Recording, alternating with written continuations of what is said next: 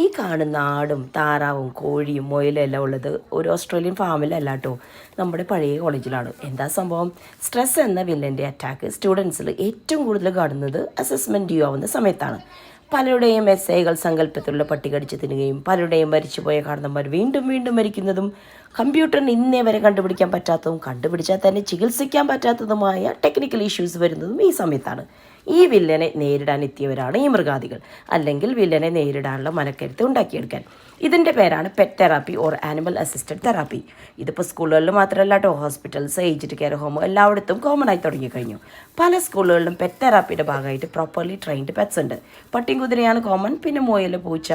പരീക്ഷ പ്രമാണിച്ച് 3 ദിവസത്തോളം പുല്ലും വെള്ളമൊക്കെ തിന്നും കുടിച്ചും തലോടലൊക്കെ കിട്ടി ഇമോഷണൽ സപ്പോർട്ടൊക്കെ കൊടുത്ത് ഇവർ ഇവിടെ തന്നെ ഉണ്ടാവും കേട്ടോ. പക്ഷേ തലോടാൻ വരുന്നവരിൽ കൂടുതലും ടീച്ചർമാരാണെന്നുള്ളതാണ് സത്യം. അപ്പോൾ ആർക്കാണ് കൂടുതൽ സ്ട്രെസ്സ്?